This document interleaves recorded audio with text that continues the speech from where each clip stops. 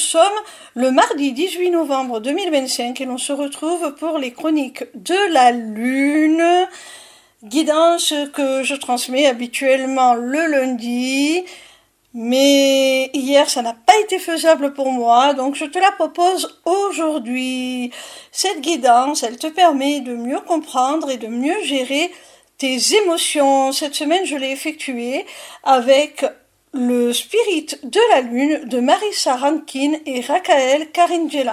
La première carte que j'ai tirée est la numéro 7 du premier croissant qui te parle d'expansion. Pour moi, cette carte nous montre que tu es en perpétuelle croissance, prise de maturité sur le plan émotionnel. La seconde carte que j'ai tirée est celle du Cancer qui est surnommé le nourricier.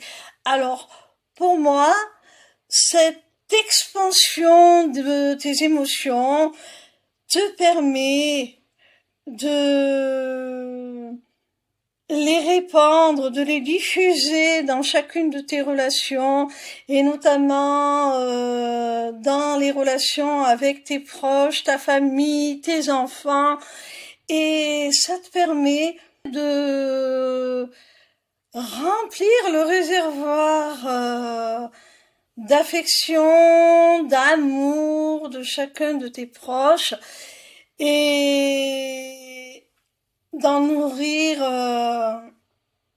vos relations. La quatrième carte que j'ai tirée est celle du Capricorne qui est surnommée le Conquérant.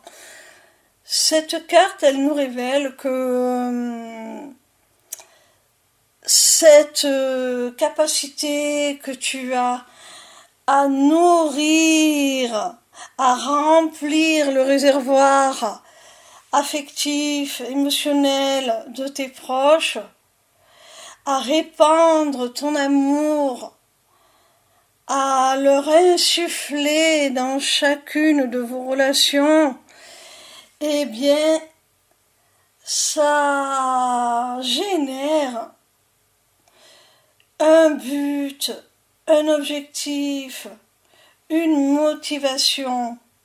Parce que pour protéger cela, tu es prêt à relever tous les défis.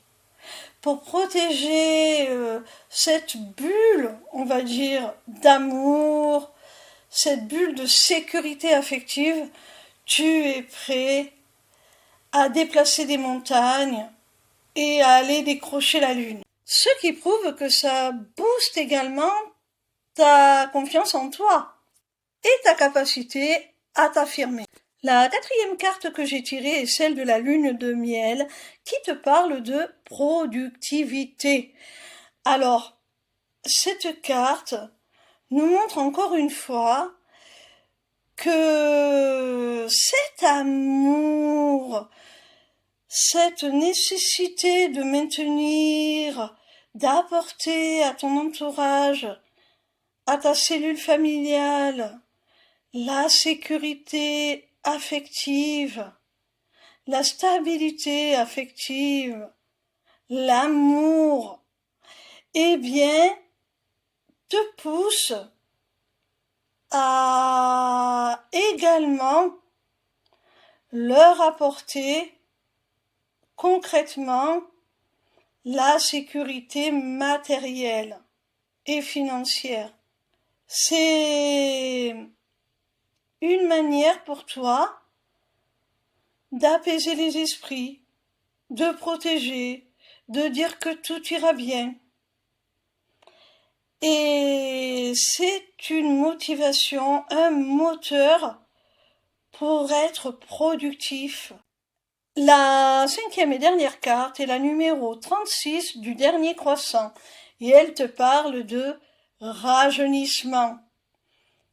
Mon petit rayon, tu as conservé ton âme d'enfant, tu es resté en contact, tu es resté connecté à ton enfant intérieur, à sa capacité à s'émerveiller de tout, à être curieux de tout. Et ça, c'est une très très bonne chose parce que ça te permet d'être toujours dans la joie, dans l'émerveillement, comme je l'ai dit précédemment, d'être toujours aussi dans le jeu, de prendre les choses un peu plus de façon ludique, ce qui ne t'empêche pas d'apprendre et d'évoluer, bien au contraire.